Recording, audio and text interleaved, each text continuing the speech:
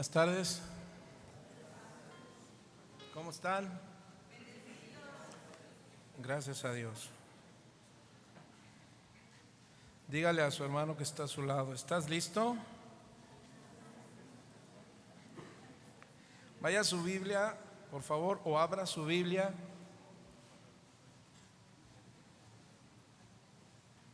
y vamos al Evangelio según San Juan, capítulo 8, verso 6.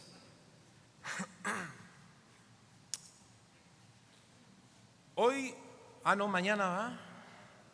Hoy.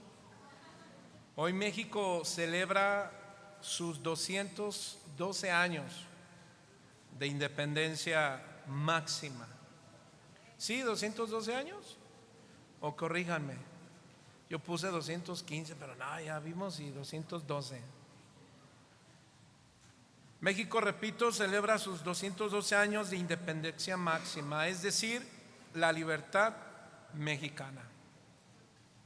Y analizando un poquito la Carta Magna, encontramos en el primer artículo de esta Declaración Universal, donde se habla acerca de los derechos humanos, y establece lo siguiente: que todos, diga conmigo, todos los seres humanos nacen libres.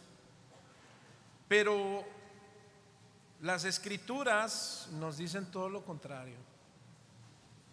Las Escrituras enfatizan que los seres humanos no tienen libertad porque nosotros nacimos siendo esclavos y necesitamos una verdadera libertad. Y esa verdadera libertad, mi hermano, viene de conocer a Jesucristo. Repito, por los que no escucharon, la verdadera libertad se encuentra en conocer y permanecer en Cristo. ¿Cuántos dicen amén? Nada más escuché un amén hace rato. Gracias, mi hermana Rosa. Pero hoy, hermano, así como los cristianos del siglo pasado fueron desafiados a examinar su verdadera libertad, nosotros no somos la excepción de ser también desafiados hoy para examinar nuestra verdadera libertad en Cristo. Amén. Así es que, ¿estás listo a examinar tu verdadera libertad en Cristo? Nosotros no vamos con los temas en relación a las festividades, ¿no? Viene el 10 de mayo y hablo de las madres, viene el Día del Padre, no. Sin embargo, fíjate que esas fechas, como el día de hoy, nos ayudan a reflexionar en torno a nuestro papel como hijos de Dios. ¿Cuántos dicen amén? Así es que, hermanos, tú y yo seremos examinados por la palabra para ver si permanecemos en esa verdadera libertad. Vamos a leer entonces Juan 8:6, porque así como México celebra sus 212 años, nosotros celebramos nuestros siglos y siglos eternos de libertad. ¿Cuántos dicen amén? Nosotros no solo celebraremos unos añitos de libertad, nosotros celebraremos por la eternidad nuestra libertad en Cristo. ¿Cuántos dicen amén? Dale una ofrenda de palmas al Cordero de Dios, pero al que ahora vendrá como el león de la tribu de Judá, como el Rey de Reyes. Dice Juan 8:6: así que si el Hijo os libertare, seréis verdaderamente libres. Vamos a orar. Padre, en esta hermosa tarde, donde a través de tu palabra examinaremos nuestra verdadera libertad en Cristo, Señor, ayúdanos a examinar que nuestro corazón no esté nuevamente esclavizado por el pecado. El pecado en general son las cosas que abundan de nuestro corazón: adulterios, fornicaciones, pleitos, celos, iras, contiendas, disensiones, amarguras, odio contra alguien, amargura, falta de perdón, Cualquier situación como esta, si estamos abundando en ello, Señor, ayúdanos a través de tu palabra para afirmarnos y permanecer en la verdadera fe. Gracias, Señor, porque hoy nosotros en adelante siempre celebramos nuestra libertad en Cristo. Señor, ayúdanos a cada día a ser verdaderamente libres a través de tu palabra. Y la iglesia dice amén y amén. Aleluya. Ahora, mis hermanos, ¿qué originaron estas palabras de Jesús? Creo que este texto es muy conocido por todos nosotros. Si algo se usa para predicar a través de lo largo de la iglesia, ha sido Juan 8:36. Muchos de nosotros no lo sabemos de memoria.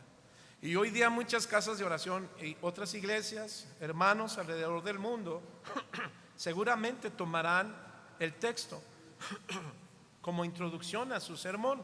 La pregunta es, ¿qué Dios tiene pero para Casa de Oración Tecámac? Porque nosotros como pastores oramos para que el Señor hable a su iglesia. Amén. Entonces el Señor te va a hablar a ti, todos los que somos de Casa de Oración Tecámac. ¿Qué originaron estas palabras de Jesús, mis hermanos, cuando se refirió al pueblo judío? Así que si el Hijo os libertare, seréis verdaderamente libres. Bueno, vamos a empezar a leer el contexto, que son a partir del verso 30. Para que tú puedas entender más ampliamente, necesitarías leer desde el capítulo 7 hasta el capítulo 8, verso 36. Porque en estos dos capítulos, hermano, encontramos al pueblo de Dios, al pueblo escogido, a ese remanente, algunos llenos de incredulidad. Por causa de esa incredulidad, seguían en su religión.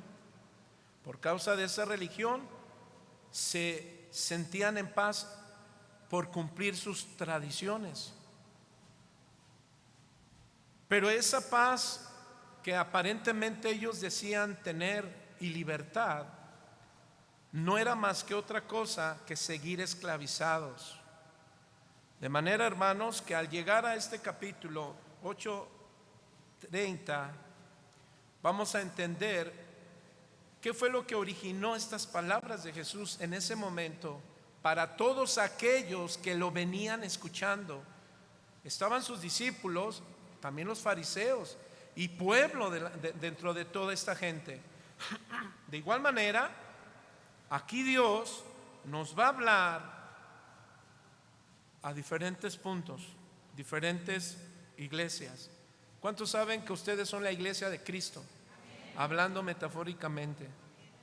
Entonces, vamos a ver en el texto, porque si algo, hermano, va a surgir, y uno de los temas delicados en estas palabras es que habla acerca de gente verdadera, pero también gente falsa. Verdadera porque cree en Jesucristo y falsa porque cree y sigue en su religión. Vamos a leer. Hablando él estas cosas, verso 30, muchos, diga conmigo, muchos creyeron en él.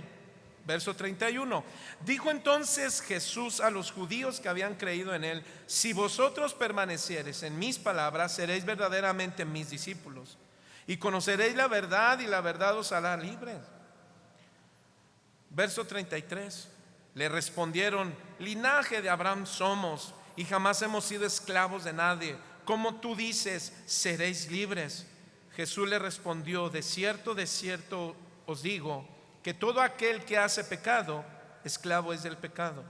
Y el esclavo no queda en la casa para siempre. El Hijo sí queda para siempre. Verso 36. Así que si el Hijo os libertare, seréis verdaderamente libres. Ahora, esta escena, hermano, ocurrió a unos meses finales. Préndanme Conéctenme la computadora, hijo. Gracias, disculpen mis hermanos. Esta escena ocurrió a unos meses finales del ministerio del Señor Jesús, mis hermanos. Jesús venía afirmando continuamente que Él era el Mesías, el Hijo de Dios. Jesús era el Mesías del Antiguo Testamento profetizado. Encontramos muchos textos que respaldan, hermano, las profecías del Mesías. Uno de ellos, con más énfasis, es Isaías 53, 1 al 12. Solamente apúntalo. Jesús, mis hermanos, venía realizando muchas señales y milagros. No solo eso, también venía libertando a mucha gente, o liberando a mucha gente de posesiones demoníacas. Otros de gente que estaba a punto de quitarse la vida. Hablando de gente, hermano, que se sentía desesperada por su situación. ¿Cuántos recuerdan a la mujer que tenía problema de sangrado? Algunos eruditos señalan que ella estaba en un momento de gran desesperación. Y sabes que la humanidad, cuando se siente en una gran desesperación, terminan queriendo quitarse la vida, ¿sí o no? Muchos hoy en día, hermano, pueden celebrar esa libertad y veremos cómo la celebran. Y la celebran de una manera tristemente desordenada. Pero aún así, hermano, aún pasando estas fiestas, la gente seguirá, ¿sabe qué? En su dolor, en su tristeza, en su agonía. Ahora bien, Jesús, mi hermano, venía testificando que Él decía ser la verdad. Pero aún así los escribas y los fariseos, mis hermanos, los religiosos malvados y mucho pueblo, hermano, se oponía al Señor, rechazándole, llamándolo falso maestro, falso profeta. Lo cual implica, hermano, fíjese que cuando alguien es señalado como un falso maestro, falso profeta, implica tener un falso testimonio. Sin embargo, Jesús les contestó diciendo a esta gente en Juan 8:18, mira lo que dice: yo soy. ¿A qué te suenan esas palabras? El que doy testimonio de mí mismo. Pero dice, y el Padre que me envió da testimonio de mí. Habrá algo muy importante, hermano. El yo soy, algo que Jesús se presenta a ellos como, ¿recuerdan a Moisés? Que se tuvo que acercar a Israel, a los sacerdotes, a los principales, para que lo recibieran, porque no lo veían a él como un líder. Sin embargo, él les dijo, el Señor les dijo, dile que te envía ¿a quién? El yo soy.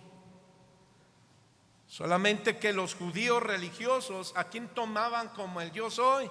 Pues a su profeta Moisés.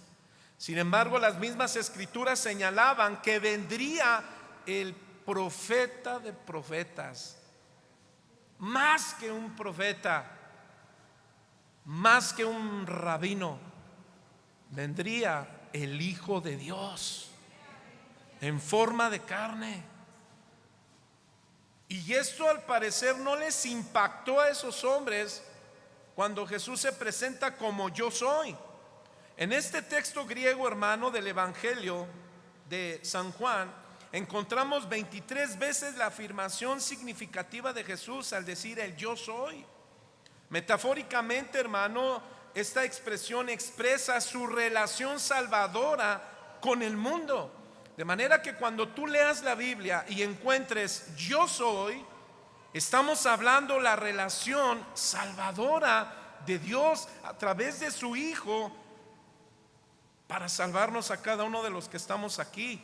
Y no solamente a nosotros. ¿Cuántos saben que Cristo murió por todo el mundo? Sin excepción de personas. Aquí nada de que tú eres elegido, tú no. Tú eres elegido para condenación y para tu salvación. Eso no enseña la Biblia.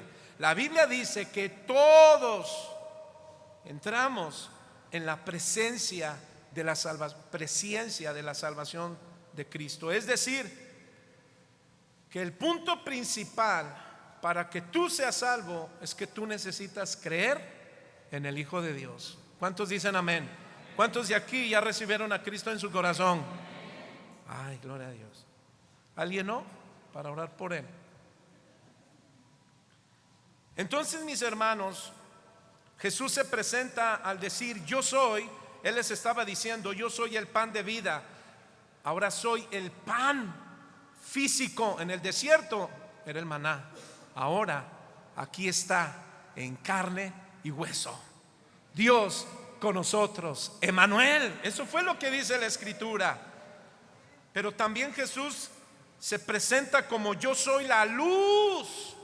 No solamente la columna de fuego, ¿recuerdas? Esa luz que representaba la presencia continua de Dios. Ahora Jesús les dice yo soy la luz del mundo. Juan 8:12.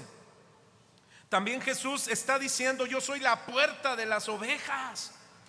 En el Antiguo Testamento, si algo el Señor señaló, fueron a los sacerdotes quienes les dijo ustedes, voy a arreglar cuentas con ustedes. Y fue el profeta Ezequiel. Esos pastores que se apacientan a sí mismos, y les da una palabra muy fuerte: perros pastores.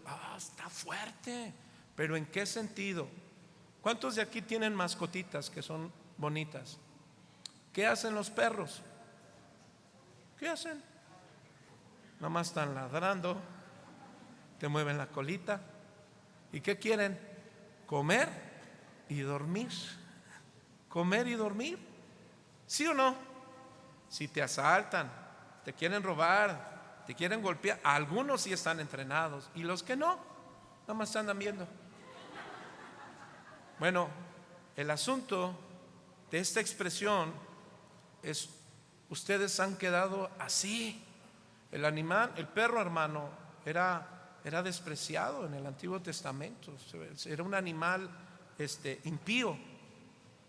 Y esa expresión era una expresión muy fuerte. Y se refiere a los pastores que entonces, o sacerdotes, que se la pasaban dormidos, que no hacían nada por el pueblo, en el sentido espiritual.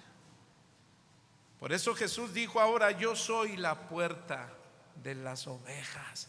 Yo soy el pastor de pastores. ¿Cuántos dicen amén?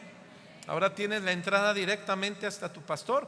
Puedes quejarte de este pastor: tengo muchos errores, pero nunca te podrás quejar del pastor de pastores. ¿Cuántos dicen amén? Tú eres oveja del pastor de pastores. No eres oveja, bueno, si eres oveja en el sentido iglesia, pero escúchame bien, pero tú no me perteneces. Yo no hago discípulos para mí. Hacemos discípulos para Cristo. Por eso Jesús dijo en Juan 10, 11 y 14: yo soy el buen pastor. Juan 11, 25, Jesús dijo: yo soy la resurrección y la vida. Y en Juan 14, 6 dijo Jesús: yo soy el camino, la verdad y la vida. Y en Juan 15, 1 al 5 Jesús dijo: yo soy la vid verdadera. Entonces, mis hermanos, Jesús les dijo a estos judíos que necesitaban ser libres. ¿Por qué? Porque estaban esclavizados por el pecado y por sus tradiciones y expectativas. Dios nos libre, hermanos, de estar o ser cristianos esclavizados por el pecado o por nuestras tradiciones. ¿Sabes que se te puede convertir una tradición venir a la iglesia? Una tradición leer la Biblia, una tradición orar. Y lo vemos. En ese momento los judíos estaban atrapados en un sistema de leyes y tradiciones. Ponían más observancia, bueno, no sé si así se diga, si no corríjame, es que lo dijo en francés. Ponían más atención en sus tradiciones, mis hermanos, en su sistema de tradiciones de leyes. Ellos hicieron 613 leyes. El Señor solamente dio 10 mandamientos. Es cierto que encontramos en Levítico, en Éxodo, en Número, encontramos algunas leyes que Dios les dio ceremoniales en cuanto a el sacrificio, la ofrenda, el tabernáculo, etcétera, etcétera. Pero ellos, hermanos, se quedaron más atrapados en el sistema de leyes, de tradiciones, y eso les impedía entender y experimentar la verdadera libertad que solo viene de Dios. Incluso en el Antiguo Testamento el Señor les reprocha diciendo: yo pido que se circunciden, pero el corazón, no solamente la situación externa. Es decir, que alguien que pone suma atención en la verdadera libertad que solo viene de Dios, hermano, su primera transformación es su interior, no su exterior.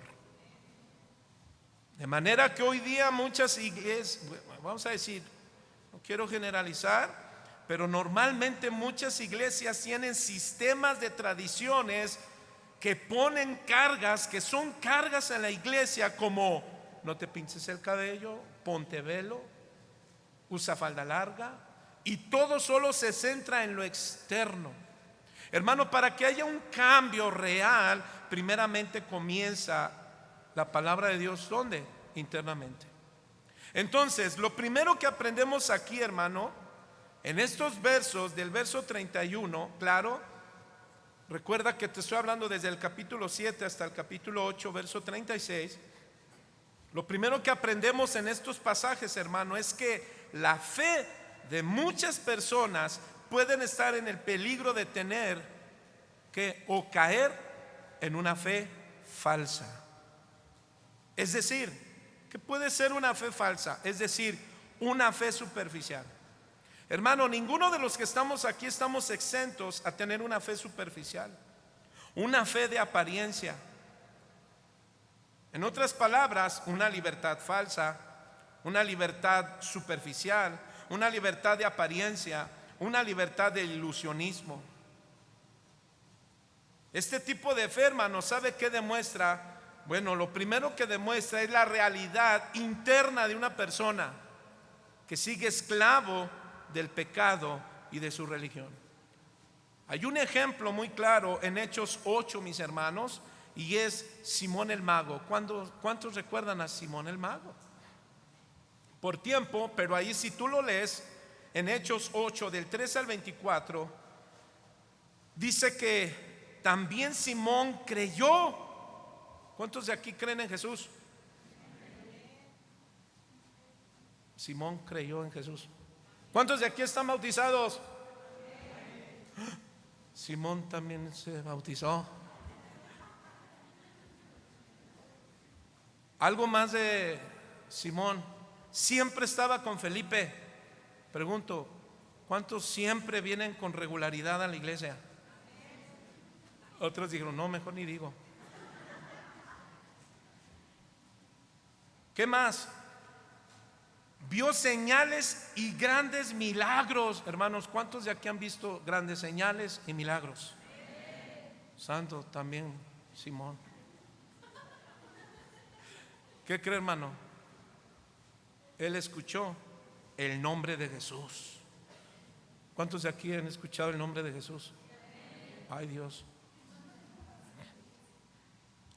Pero algo pasó en la vida de Simón, que su vida era una vida falsa, superficial, de apariencia.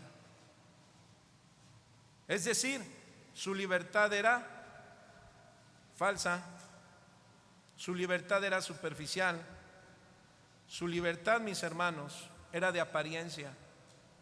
Un erudito en torno a la vida de Simón el Mago dijo lo siguiente: no cabe duda que Simón tenía temor.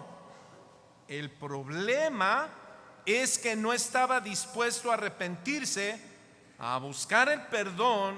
Su permanencia fue seguir esclavo del pecado. Ahora escucha bien en estas palabras, hermano. Estas palabras no son divinas, pero tienen una gran importancia y ayuda para reflexionar. ¿Por qué? Porque muchos cristianos tienen temor de Dios, y no lo dudamos. Yo no dudo que muchos aquí tienen temor de Dios. ¿Cuántos dicen amén? Lo que se vuelve un problema es no estar dispuesto a arrepentirte. cuando cometes un error, cuando cometes pecado, cuando sigues orgulloso, cuando sigues viendo a la gente por arriba de ti, cuando tú dices: a mí nadie me cambia, yo así soy y así seguiré. Cálmate tú, Alaska. Bueno, no sé si así se le llamaba. Así se le llamaban a aquella que cantaba. Hay gente, hermano, que tiene temor de Dios, pero el problema es que no está dispuesto a arrepentirse, a buscar el perdón. ¿Cuál es su evidencia? Permanecer esclavo del pecado. Entonces, lo más grave, mis hermanos, que puede pasar en una fe es que cometamos el error de vivir por apariencia. Tengo que cumplir con mi familia, tengo que cumplir con mi esposo, tengo que cumplir con mis hijos. Hago las cosas por apariencia, no por convicción. Amados, la iglesia debe de vivir por convicciones y no por prohibiciones. Si algo hace la religión es prohibir, pero Jesús no prohíbe, Jesús nos lleva a las convicciones. Y la convicción es algo que te aferras, que respetas y honras por amor a tu libertad. ¿Cuántos dicen amén? Entonces, mira, hermano, lo que Jesús dice a los escribas fariseos era precisamente esto. El pueblo de estos hombres, de estos judíos, recordemos que les dice a Jesús en el verso 33: nosotros no somos esclavos de nada, nosotros descendemos de Abraham. ¿Recuerdas cómo le dijeron? Sin embargo, Jesús les dijo, verso 34: de cierto os digo que todo aquel que hace pecado, esclavo es del pecado. De manera que los judíos, mis hermanos, estaban atrapados en un ciclo de pecados, de culpa. Por lo tanto, no podían encontrar la redención, mis hermanos, por sí mismo. Hermano, tú y yo no podemos encontrar la redención por sí mismo. Es decir, si tú quieres un matrimonio redimido, tú quieres un hogar redimido, tú quieres un negocio redimido, una empresa redimida, una familia redimida, etcétera, etcétera, hermano, no podemos hacerlo por nosotros mismos. Necesitamos a Jesús de Nazaret. Los judíos habían creado un sistema de leyes y tradiciones que les impedía entender la verdad. La verdad, hermano, de la ley de Dios. Estos sistemas no les dejaban ver, hermano, la intención verdadera de Dios. Los judíos esperaban un Mesías que los liberara de la opresión romana, pero no entendían que Jesús era el Mesías que los liberaría de la esclavitud del pecado. Hermano, los tiempos de Jesús y nuestros tiempos actuales, hermano, no hay gran diferencia. Sabe que en las redes sociales y hay por ahí falsos cristos diciendo que el Señor nos vino para hacerte rico, para que seas próspero, para que tengas lo que quieras. Y mira, ¿cuántos creen que Dios bendice a su pueblo económicamente? Yo lo creo, yo lo creo. Yo creo que también el Señor puede bendecir tu negocio, tu empresa, a tus hijos en su trabajo, ahora que se gradúen. Amén. Es cierto, pero hermano, no es lo principal del sistema o de la ordenanza, mejor dicho, de Dios para el pueblo de Israel. En Mateo 1:21 encontramos las palabras de un ángel que se acercó a María en sueños, o físicamente, mejor dicho, y le dijo: y darás a luz un hijo y llamarás su nombre Jesús, porque él salvará a su pueblo, dígalo conmigo, de sus pecados. ¿Cuántos de aquí éramos pecadores? O mejor dicho, ¿cuántos de aquí practicábamos el pecado? Amén. Hoy ya no practicamos el pecado. Cierto que seguimos siendo pecadores, amén. Fallamos, pero te dije hace un momento El problema más grave es que no haya arrepentimiento cuando alguien falla, cuando alguien comete un error, y que todavía diga, pues yo así soy, yo así seguiré. Bueno, pues habrán consecuencias por una actitud así. Los judíos, mis hermanos, se identificaban como descendientes de Abraham, pero Jesús les dijo que la verdadera identidad viene de ser hijos de Dios a través de creer en Jesús. ¿Cuántos dicen amén? De manera que tu identidad y mi identidad debe de estar en Cristo. ¿Cuántos dicen amén? Qué bueno que hayan buenos padres, pero escúchame, pero no hay nadie más bueno que nuestro Señor Jesucristo. Qué bueno que seas un buen padre, que seas un buen ejemplo, pero debes llevar a tus hijos a que miren al gran ejemplo, y se llama Jesús. Esa es la responsabilidad que tiene una mamá, llevar a sus hijos a conocer el gran ejemplo, su identidad en Cristo, y más en estos tiempos donde el diablo está atacando la identidad de nuestros hijos, y los está atacando a manera infantil, con los más pequeños. Los libros que ellos tienen,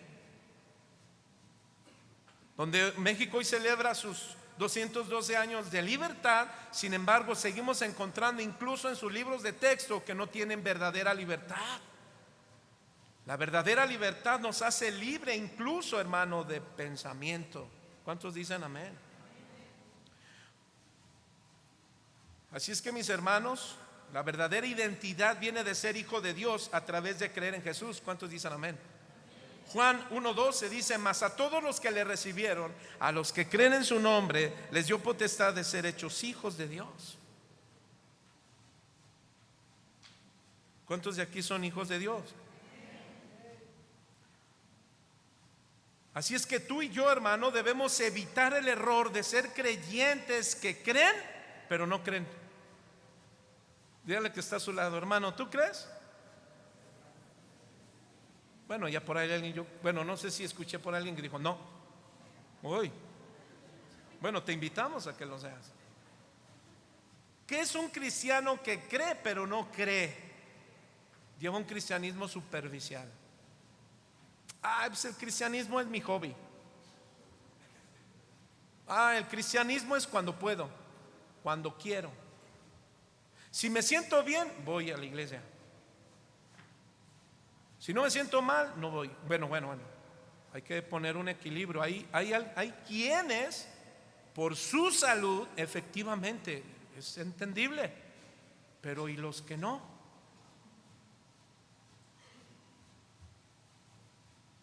A la iglesia podemos faltar, pero al trabajo, no. A la iglesia podemos decir que me espere, pero al trabajo, no. A la iglesia le puedes decir cuando puedo, pero al trabajo, dile así a tu patrón: jefe, le mando un mensaje, no voy a ir esta semana. ¿Quién le manda mensajes a su patrón y le dice: patrón, oiga, patroncito? Digo, estamos en la revolución. Oiga, patroncito, no voy a ir esta semana. Y ahí te pone tu patrón: está bien, vente cuando quieras. Ándale, ¿encuentras eso? En ninguna manera. Entonces, una fe superficial es aquella que dice creer pero no cree. Por ejemplo, la incredulidad de los hermanos de Jesús, eso lo encuentras en el capítulo 7 a partir del verso 1 hasta el verso 9. ¿Sabías que los hermanos de Jesús no creían en él? Y le dijeron: hey, vete, Jesús, sigue haciendo tus milagros, ándale, Dios te bendiga. Santiago, el que encuentras en la carta de Santiago, después de Hebreos, ¿qué crees, hermano? No creía en Jesús hasta después de que resucita y dice: ay, sí es cierto. En ese momento entonces tenían una fe superficial. No, simplemente no creían. Hay quienes tienen fe superficial, pero hay simplemente gente que puede venir y no tiene fe. No cree en el Mesías, no cree en el Hijo de Dios.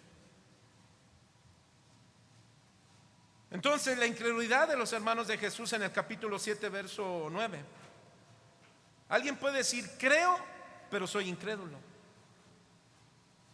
Jesús, hermano, destacó el pecado imperdonable, eterno, inmortal, el no creer en Él como el Mesías y como Hijo de Dios. Hay alguien que puede decir: creo, pero no quiero hacer la voluntad de Dios. Eso lo encuentras en el capítulo 7, verso 17. Y esto es lo que hacía esta gente. Ellos hacían las cosas por hacerlas, sus rituales, sus festividades, pero no conocían la voluntad de Dios, no querían hacer la voluntad de Dios. ¿Sabe por qué? Algunos sí sabían que era Jesús, pero ¿por qué no creyeron en Él? Porque ellos querían tener al mando el pueblo. Ellos querían ser los libertadores. Ahora, ¿cómo lo aplicamos esto en nuestras vidas, hermano? Cuidemos querer ser nosotros los que le llamamos la atención a nuestros hijos. Es decir, que tú quieres ser el único en sus vidas y que te vean a ti alejándolos de Dios, cuando tu deber es acercarlos a Dios. Te voy a poner un ejemplo. Nunca trates a tus hijos como niños cuando les dices: hey, levántense a la escuela, órale, primaria, secundaria, universidad, vámonos. Y si uno te dice que no, ¿qué le dices? Bueno, está bien, hijo, tú decides. ¿Eso le dices? No. Entonces no trates a tus hijos como niños, perdón, como adultos. ¿En qué? En que le digas: hijo, ¿quieres ir a la iglesia? No, papi, está bien, quédate. Ay, hoy va a pelear el Canelo, me quedo contigo. Es 15. Bendito sea el Señor, porque aquí no hay muchos Canelos. Que diga: aquí no hay muchos padres. Aquí estás y el Señor te trajo. Entonces escúchame bien. No pongas a tus hijos niños para decidir cuándo vienen a la iglesia, y los pongas como adultos. Perdón, sí, como adultos cuando quieran venir a la iglesia, y como niños, no, espérame, ya me equivoqué. Como niños, perdón, para que ellos vayan a la escuela, ¿cierto? Los obligas y los quieres poner como adultos para que ellos decidan si quieren venir o no a la iglesia. Bueno, escúchame bien, esto puede hacer alguien que tenga un padre, una madre, porque tiene una fe superficial, una fe de apariencia. Creo, pero vivo con prejuicios. Capítulo 7, verso 24. Creo, pero hay actitud de orgullo y de menosprecio, murmurando. Creo, pero hay una actitud de división. Capítulo 7, verso 43. Creo, pero hay una actitud de incitar a los demás para entrar en contienda. Capítulo 7, del verso 45 al 52. Creo, pero hay acusaciones falsas. Es decir, ando levantando falsas acusaciones contra alguien. Creo, pero doy falso testimonio de otro.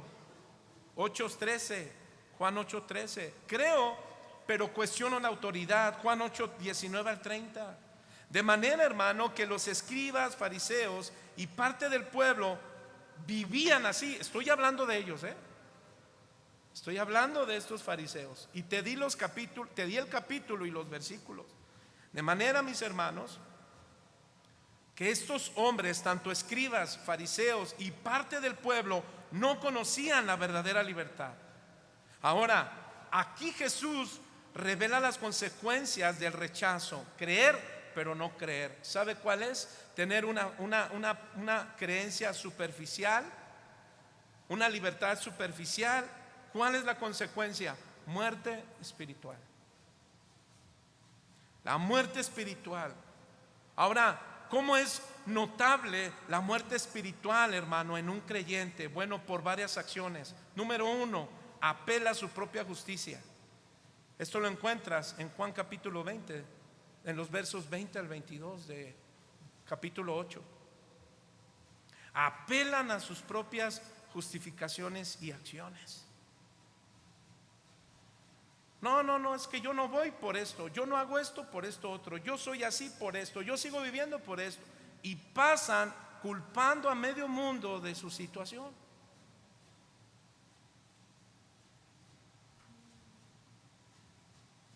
Número 2, siguen apegados a las cosas terrenales. Verso 23 y 24. Alguien que tenga una fe superficial, te vas a dar cuenta. ¿Por qué? Porque tu corazón está pegado más a las cosas terrenales, no te involucras en las cosas y asuntos espirituales. Ay, pastor, ya va a empezar. Yo pensé que iba a celebrar conmigo. Estoy celebrando. Yo tengo que celebrar contigo, pero a la manera de las escrituras, no a la manera de mis sentimientos y emociones. Porque si hubiera querido celebrar, lo primero que te hubiera dicho es: hermanos, prepárense, porque al terminar le entramos al pozole, a los pambazos, todo. Habrán garnachas. Siguiente, hermano, número 3. Sigue en su incredulidad. Número 4. Siguen obstinados en su incredulidad, verso 24. Siguen obstinados, capítulo 25 y 29. Ahí, cuando tú leas Juan 8, vas a encontrar todos estos puntos que te estoy dando. Entonces Jesús quería, hermano, liberarlos de la religión legalista, la hipocresía y la falta de la dependencia que ellos tenían hacia sus tradiciones y leyes. Pero ahora bien, sin embargo, cuando vemos, hermano, desde el capítulo 7 hasta el capítulo 8, verso 30, también nos dice el texto, diga conmigo, ay, gracias a Dios. ¿Qué dice el texto? Que no muchos eran hostiles a Jesús, no todos lo rechazaban, no todos tenían una fe superficial. Verso 30 dice: hablando en estas cosas, muchos creyeron en él. Lo que nos muestra, hermano, que sí se puede tener una fe genuina, permanente. ¿Cuántos de esa fe hay aquí? ¿Cuántos son genuinos? A ver, levante su mano si no le da miedo. Bueno, a los demás les da miedo, no te preocupes. Ahí vas, ahí vamos. Mira, un creyente, hermano, con una fe genuina, una fe real, una fe verdadera, una fe absoluta, es decir, una libertad genuina, una libertad real, una libertad verdadera y una libertad absoluta. Ahora, ¿cuál es el contraste entre una fe y otra? Así lo dice el verso, vamos a leerlo, verso 30. Hablando estas cosas, muchos creyeron en él. Verso 31, dijo entonces Jesús a los judíos que habrían creído en él. Jesús quería darles ¿qué? La libertad de amar a Dios. ¿Cuántos de aquí tienen la libertad de amar a Dios? ¿Cuántos de aquí aman a Dios? ¿Amas a tu hermano? Bien poquitos. ¿Cuántos de aquí aman a Dios? ¿Cuántos aman a sus hermanos? Ya como que algunos dijeron no, amén. Entonces, mis hermanos, vamos a ver cuál es el contraste que debe de haber día con día entre una fe falsa, superficial, y una fe verdadera. Yo creo que aunque muchos comenzamos tal vez en otras iglesias, con otras doctrinas, pero el Señor te ha traído para que te afirmes, te fortalezcas y te establezcas, para que avientes raíces. ¿Sabes para qué? Para que seas una columna y baluarte de la verdad de esta congregación. Así es que, hermano, vámonos entonces ¿a qué? A ver el contraste que debe de haber diariamente en nuestra vida entre lo falso, lo superficial y lo que realmente es servir al Señor. ¿Estás listo? Bueno, Jesús quería darles algo a los discípulos y a los judíos principalmente. Número 1, la libertad del amor de Dios y a los demás. Número 2, la libertad de vivir según la verdad y la justicia. Número 3, la libertad de experimentar la presencia y el amor de Dios. Y número 4, la libertad de ser hijos de Dios. Estos puntos, hermanos, no los olvides, porque aquí es donde analizamos si estamos en las palabras de Jesús, si somos verdaderamente libres. Así es que el primer punto o contraste de una fe con otra es la siguiente. Apúntale, hermano: un creyente verdaderamente libre, cree que Jesús es su Salvador, su Rey, pero también su Señor. Repito, un creyente verdaderamente libre cree que Jesucristo es su Salvador, su Rey y Señor de su vida. ¿Cuántos saben que Jesús es el Salvador? Que Jesús es el Rey, pero que esto implica también que sea el Señor de tu vida. No puedes, hermano, bueno, sí podemos, pero no debemos, que dividir en dos, recibir solo la mitad de su persona, o bien le recibes tal y como es en realidad, es decir, Él es, si es tu Salvador, es tu Rey y tu Señor, entonces debes de abrazarlo con todas y sus consecuencias, o bien no le recibes. ¿Sabes qué dijo el Señor? Amarás al Señor con todo tu corazón, con toda tu alma, con toda tu mente y con todas tus fuerzas, no a medias. No puedes decir creer en Dios y eres un cristiano a medias. Lees la Biblia a medias, oras a medias, amas a medias, perdonas a medias, te congregas a medias. No, hermano, porque entonces estamos intentando aceptar su salvación sin aceptar su señorío.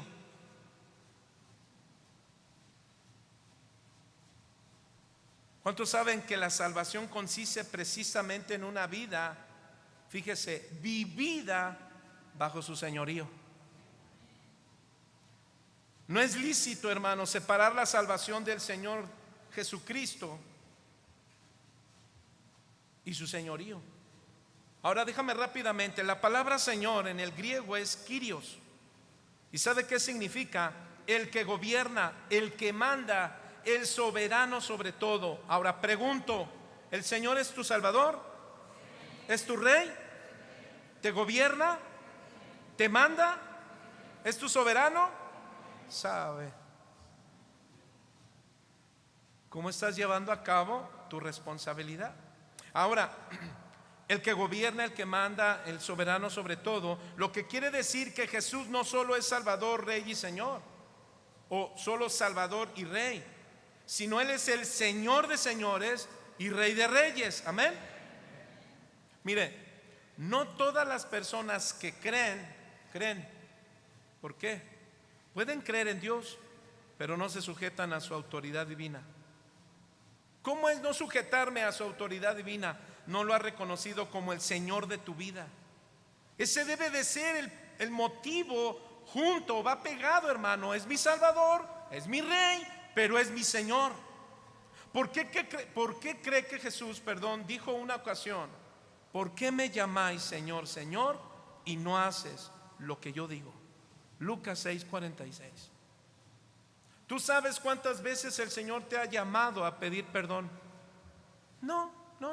Ay, ya va a empezar con el tema, pastor.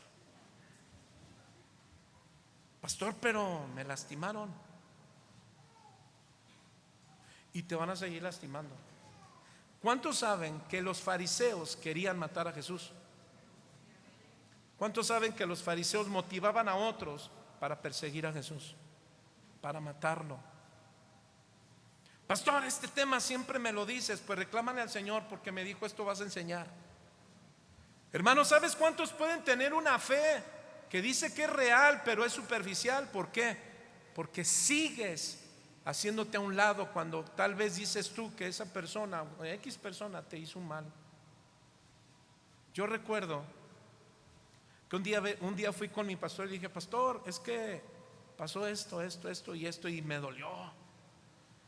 Y mire la contestación de mi pastor. Me dijo: oye, Ángel, una pregunta.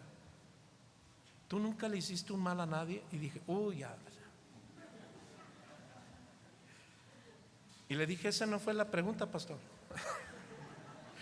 Y me dijo: qué bueno, Ángel, porque estás pagado. ¡Uy! Qué bueno que el Señor ya me estaba preparando para ser pastor. Si no, hubiera salido de esa iglesia y de ese pastor. Pero el Señor me estaba preparando algo, hermano. En muchos lugares fuimos heridos, mi esposa y yo.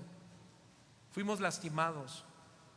Mi esposa estuvo incluso, aunque usted no lo crea, estuvo en el ministerio de la alabanza. Mi esposa, yo por más que le decía al pastor, no, pero no porque no quisiera. Mi esposa tiene una voz muy fuerte, pero su ministerio es la enseñanza. Pero el que me entendió, ella me entiende. Mi esposa y yo trabajamos, fuimos parte, hermano, tuvimos muchas malas y duras experiencias.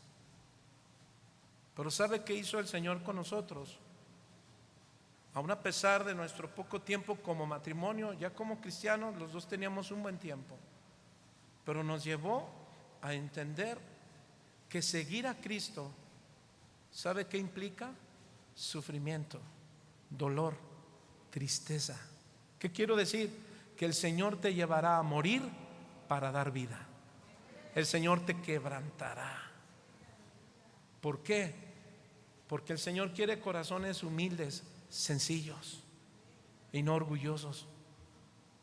¿Sabe qué hace el orgulloso? El Señor dice: ¿por qué me llamáis Señor, Señor, y no haces lo que yo digo? Bueno, hermano, el que diga que Jesucristo es su Señor debe de vivir obedeciendo a su Señor en todo. ¿Qué es todo, iglesia? Todo. Y una de ellas, hermano, es que el Señor nos llama, ¿sabe a qué?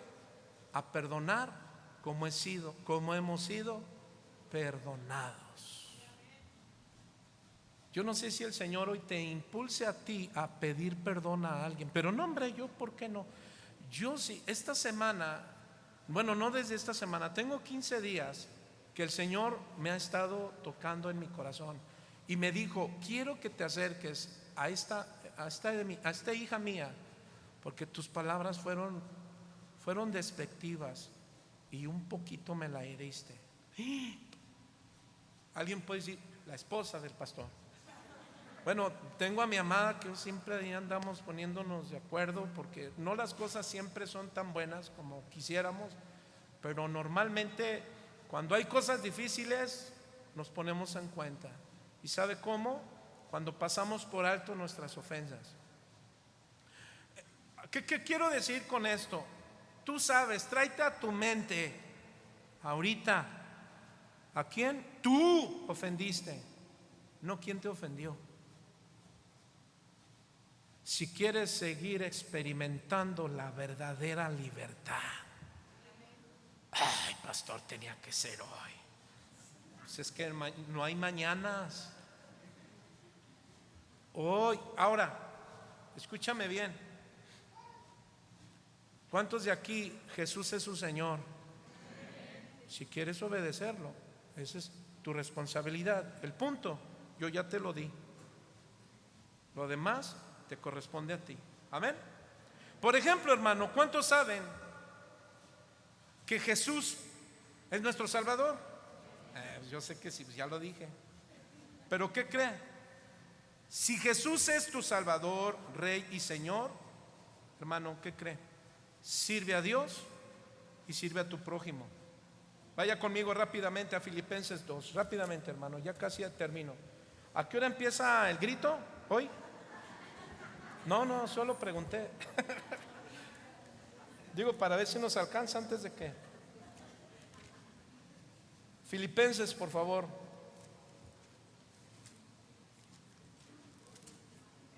Ahora,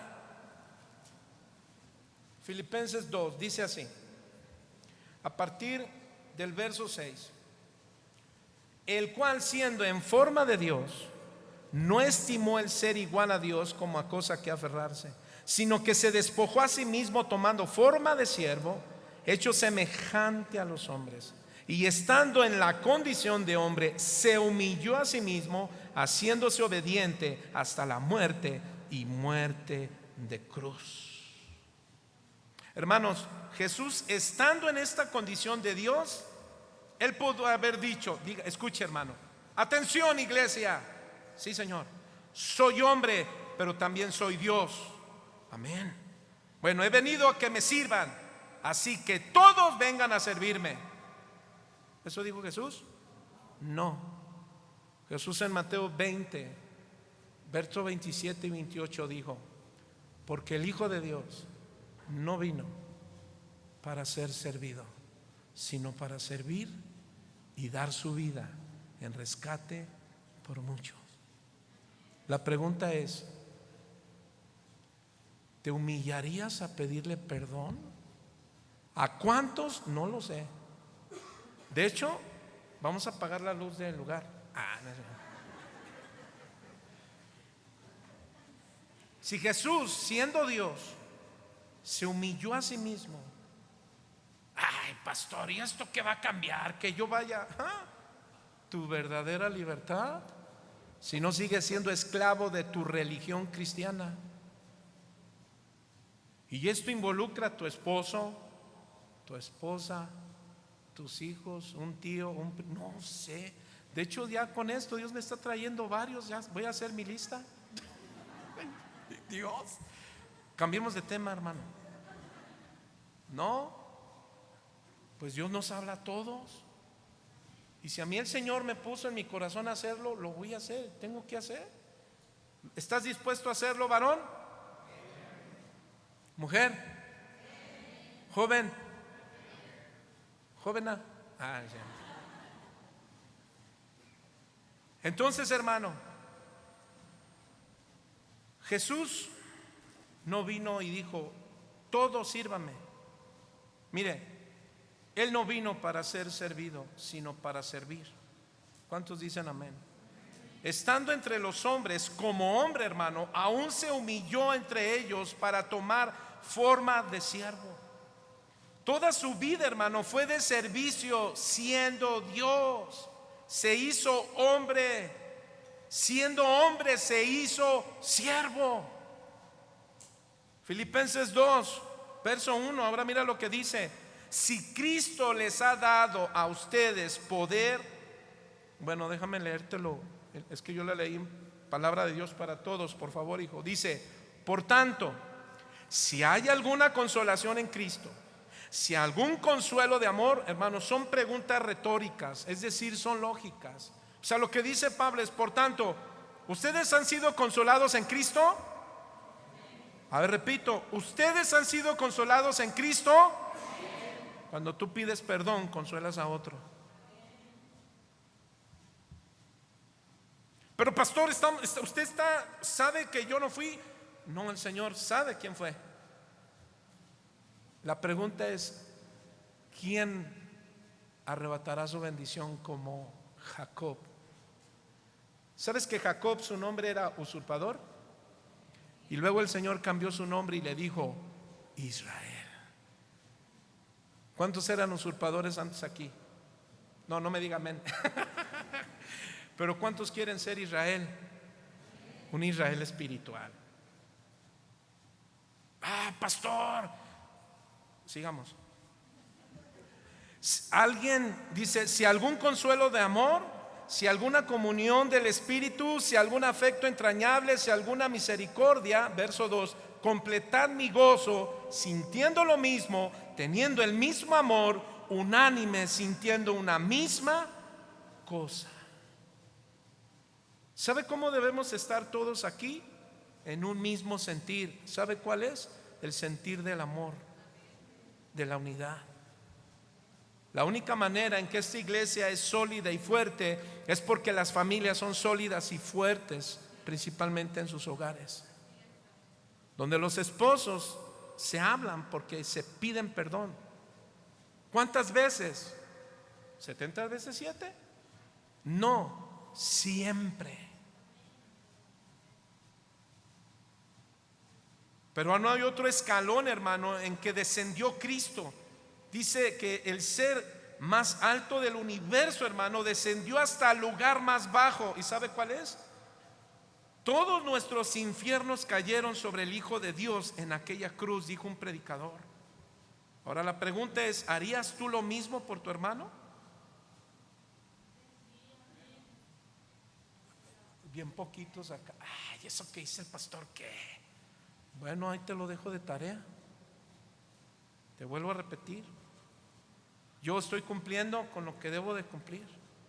Y si alguien pudiera decir, lo dice porque me conoce, hermano, no, quien te conoce es el Señor.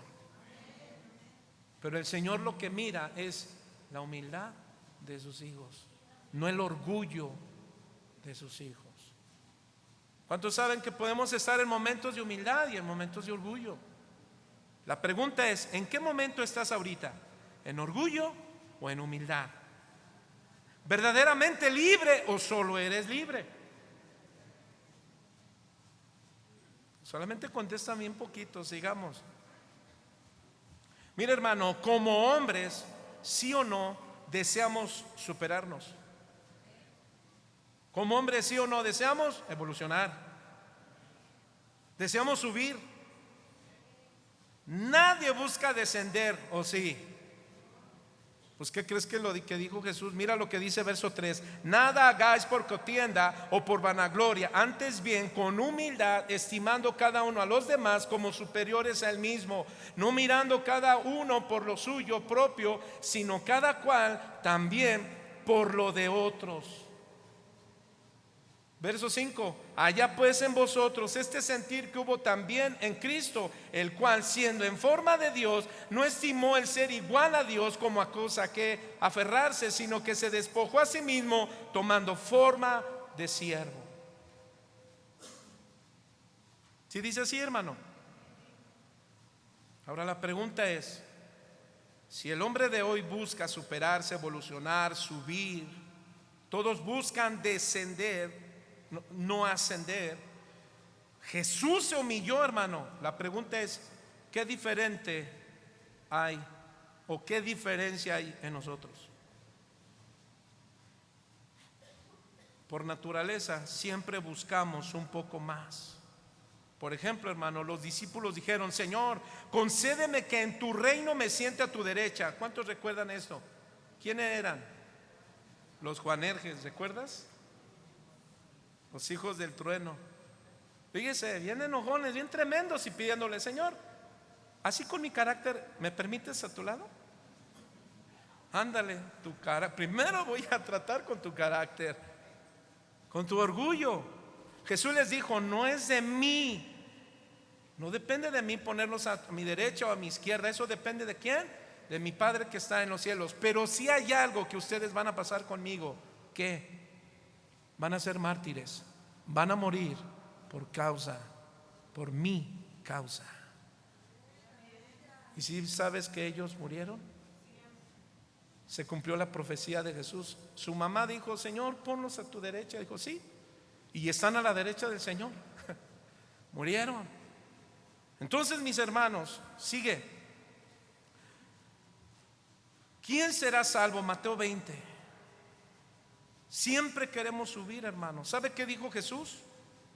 Jesús dijo: ejemplo os he dado, Juan 13:15, para que como yo os he hecho, vosotros también hagáis.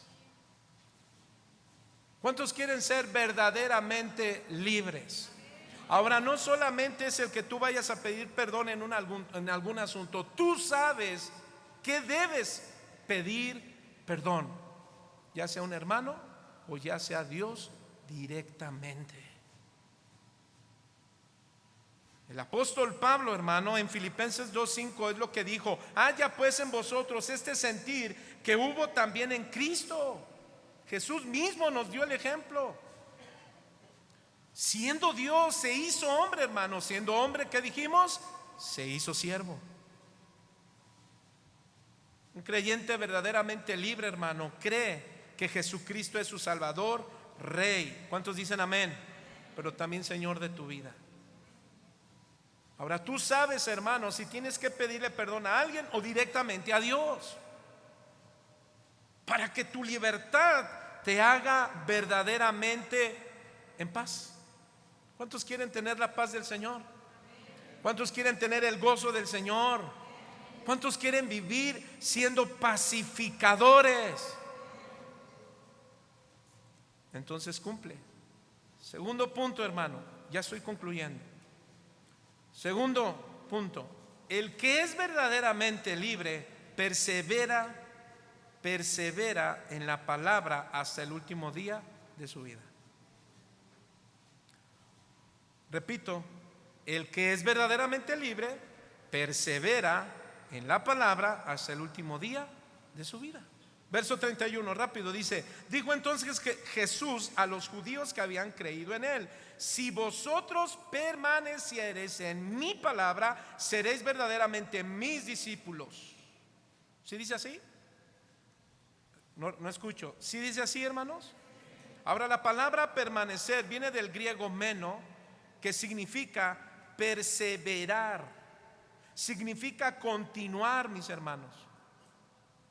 Alguien que tiene el señorío de Jesús debe de perseverar, de continuar. Es decir, una vez que ya arreglaste los asuntos, te exaltaste, hiciste algo, pide perdón, ordénate con el Señor, porque Él es tu Señor, Él es tu amo, Él es tu Salvador.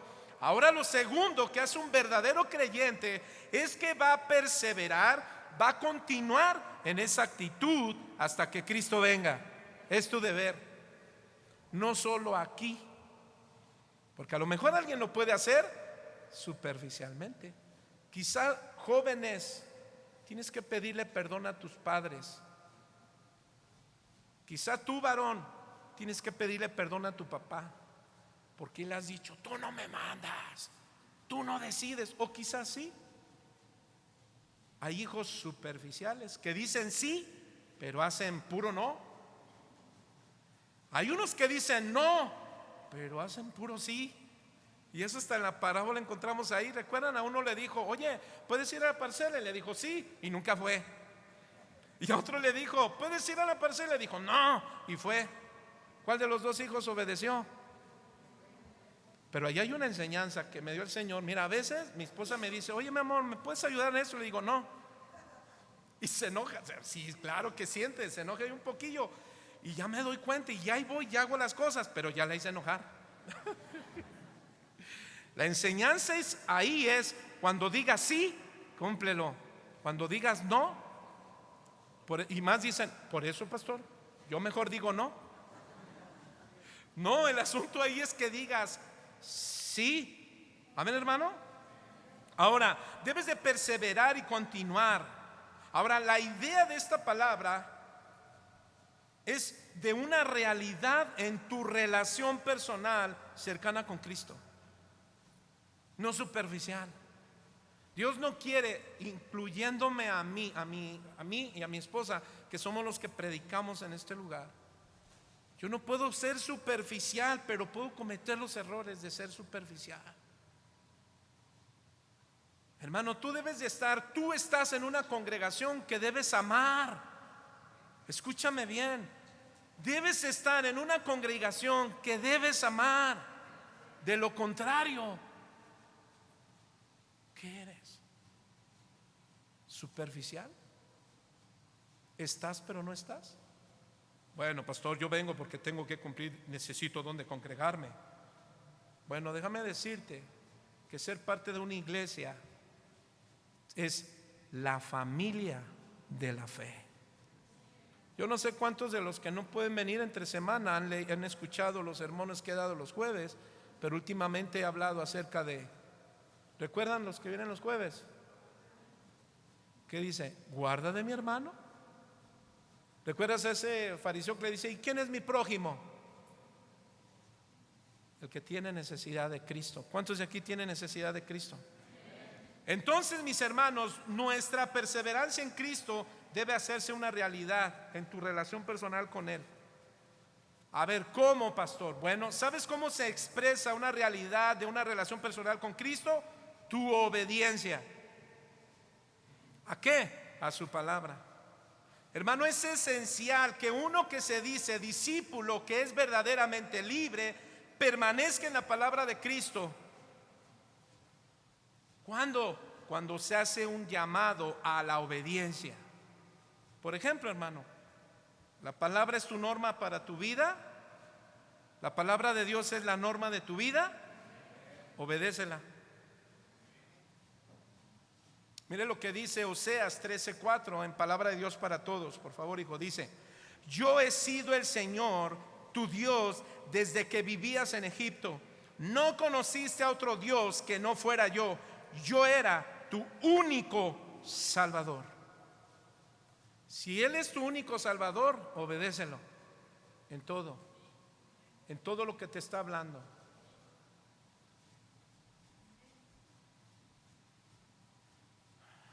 Obediencia, hermano, entonces, número uno, para ser de su propiedad. ¿Cuántos son propiedad de Dios? Y si no, es importante que seas de la propiedad de Dios, no de tu propiedad. Oseas 13:4, ya lo leímos. Número dos, obediencia para que le sirvas. Levíticos 25:51. Ya casi acabo, hermano. Aunque dé el grito, sigámosle. Échale. Dice Levíticos 25:55, palabra de Dios para todos: porque es a mí a quienes los israelitas deben servir, porque ellos son mis esclavos. ¿Escuchó bien? Porque ellos son mis esclavos. Pregunto, ¿cuántos son doulos de Cristo? Hermano, escucho cantar más de este lado. Por eso dice el pastor Chuy, de este lado me están saliendo más canas. Acá escucho más amenes. Bueno, Señor, ahí te los encargo. Ellos son mis esclavos. ¿Entiendes que eres esclavo de Dios o no? ¿Entiendes que eres esclavo de Cristo? Pero debes de hacerlo por amor. ¿Eres esclavo del Señor? Número 3, obediencia para que le alabes. Número 1, dijimos obediencia para que seas de su propiedad. Número 2, obediencia para que le sirvas. Número 3, obediencia para que le alabes. Isaías 43:21 dice: este pueblo que yo mismo formé cantará mis alabanzas. ¿Cuántos de aquí fueron formados por el Señor? Salmo 38:8. Señor, soy obra de tus manos. Cumple en mí tu propósito. No desampares la obra de tus manos. ¿Y sabes para qué el Señor te formó? En primer lugar, para que lo alabes, para que lo exaltes en medio de tus circunstancias. Vas a estar alabando: voy a pedirle perdón. Gloria a Dios. Estás alabando aún con tu orgullo, y alguien puede decir: pastor, pero si no lo siento. ¿Quién dice que pagar tu luz, tu renta, tu carro, tu casa, debes de sentirlo para obedecer? ¿Quién te dijo? La obediencia es obediencia. ¿Sabe qué debe de hacer un soldado a su superior?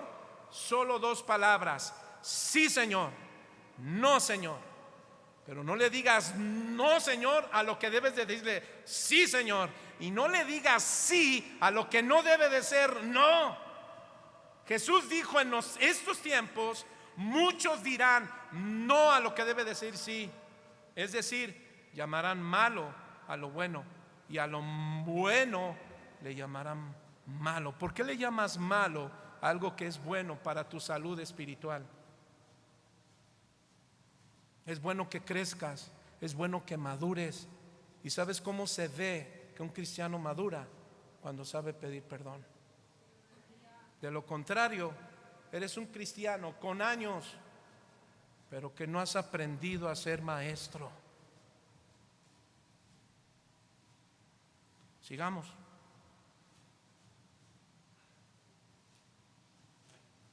Obediencia para que seas santo. Ya estoy concluyendo, mi hermano, no se me desespere. Levíticos 11:45 dice: porque lo mando yo, el Señor. ¿Notas, hermano? ¿Tú crees que yo organicé porque yo quise este sermón? Y puse los textos. Ay, voy a usar paralelo y voy a hacer esto porque tengo en mi mente. Yo nada más tengo una cosa en mi mente, y es lo que yo debo hacer como pastor. Tú debes hacer lo que debes de hacer como oveja y como servidor y como hijo. Porque también hay jóvenes que necesitan pedirle perdón a su mamá, mujeres. Ahora, también aquí hay padres que deben pedirle perdón a sus hijos porque no los han cuidado bien.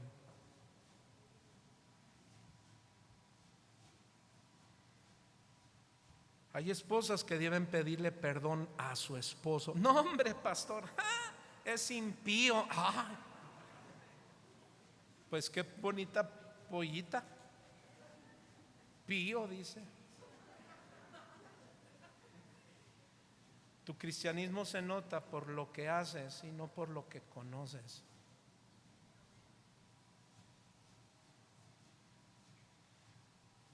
O un esposo que debe de pedirle perdón a su esposa que no es cristiana porque no le has dado buen testimonio. ¿Por qué? Porque tú dices que obedeces al Señor, tú dices que eres de su propiedad, tú dices que eres su sierva, tú dices que le alabas, tú dices que eres santa. Pues el Señor nos dice esto: oh santo.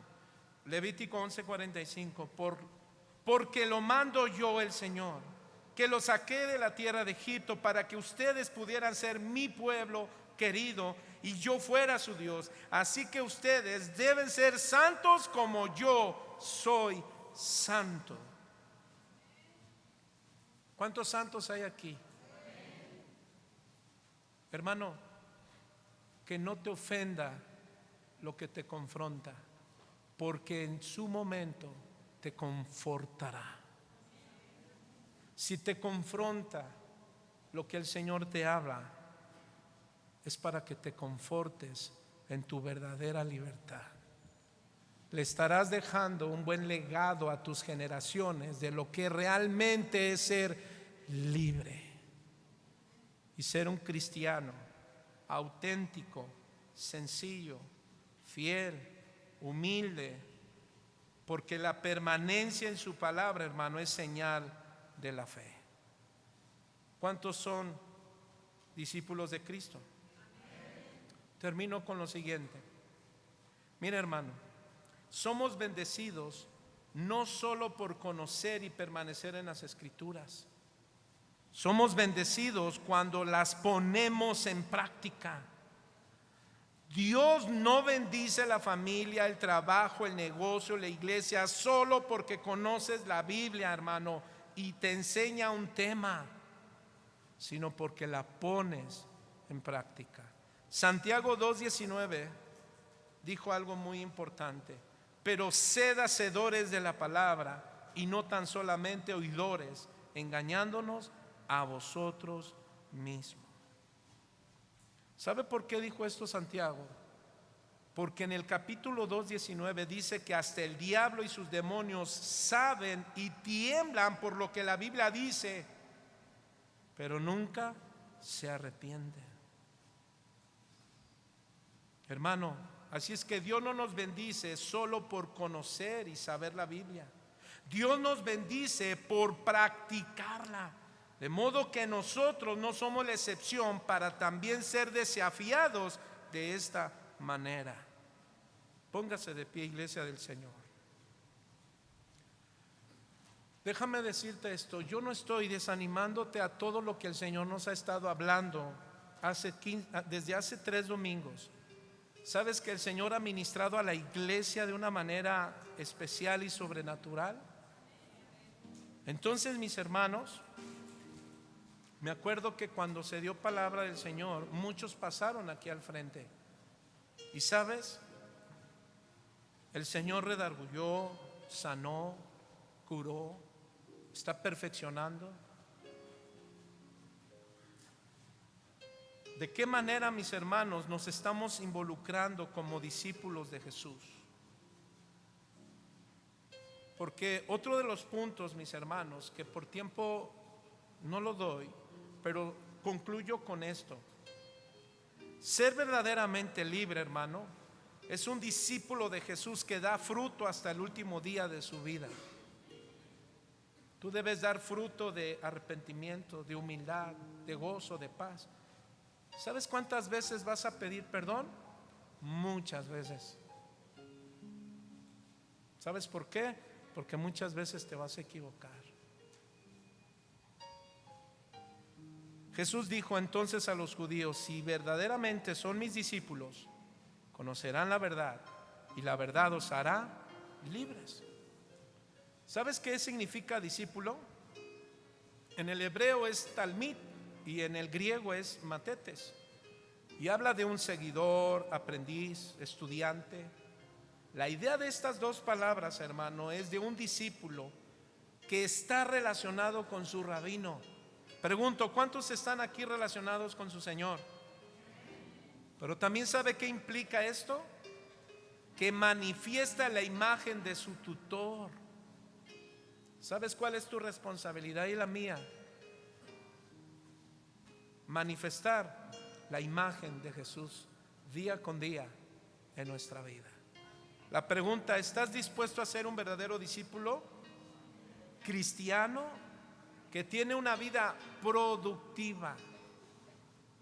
Hermanos, Jesús dijo en Juan 15, 1 al 5: yo soy la vid verdadera y mi Padre es el labrador.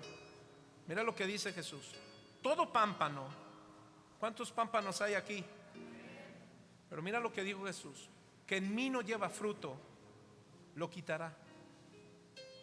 Yo pregunto, ¿quieres ser un pámpano que se le quite? Y dijo Jesús: y todo aquel que lleve fruto lo limpiará para que lleve más fruto. Ya vosotros estáis limpios por la palabra que os he hablado. Hermano, ya el Señor habló. Ahora el verso 4 dice: permaneced en mí y yo en vosotros. Como el pámpano no puede llevar fruto por sí mismo si no permanece en la vid, así tampoco vosotros si no permanecen en mí. Yo soy la vid, vosotros los pámpanos. El que permanece en mí y yo en él, este lleva mucho fruto, porque separado de mí nada podéis hacer. Pero mire lo que dice el verso 16: no me eligisteis vosotros a mí, sino que yo os elegí a vosotros y os he puesto para que llevéis y llevéis fruto, y vuestros frutos permanezcan, para que todo lo que pidiereis al Padre en mi nombre, Él os lo dé. ¿Y sabe qué enseña aquí Jesús, mis hermanos? Que un discípulo de Jesús que permanece en su palabra, que es obediente, que acepta su señorío, ¿sabe qué hace? Es un discípulo productivo. Voy a pedir que cierres tus ojos por un momento y escucha lo que te voy a decir. Últimamente, ¿estás siendo un discípulo productivo? Mira, un discípulo productivo tiene 3 equivalentes, hermano. Número 1, lleva fruto. Número 2, lleva más fruto. Y número 3, llevas mucho fruto. Lo que quiere decir, hermano, que todos los discípulos que están aquí, que permanecen unidos a Jesús, a su palabra, debes dar fruto. Y el fruto, hermano, aquí paradójicamente refiere a tus obras, tus acciones. Mira, hermano, pero si estás aquí, eres discípulo de Cristo y no das fruto, Jesús dijo, lo quitará. Lo que significa, hermano, que Jesús nos llamó para dar fruto y esos frutos deben permanecer. Así que no se admiten siervos estériles, hermano. ¿Cuántos quieren ser productivos en estas palabras? Ahora te pido que levantes tus manos y le digas: Señor, yo quiero ser verdaderamente tu discípulo, verdaderamente libre. Debo ser productivo en todas las áreas de mi vida, Señor, en mi carácter, en mi familia, en mi trabajo, en mi iglesia. Por eso, Señor, cuando tú dijiste en Juan 15:1, yo soy la vid verdadera, eso significa, Señor, vida que emana de ti. Lo que significa que si yo estoy y permanezco en ti, no debo ser un estéril, un cristiano estéril, sino un cristiano de poder, productivo, que da vida a otros, porque tiene la vitalidad de tu Espíritu Santo. Señor, ayúdame a ser un buen pámpano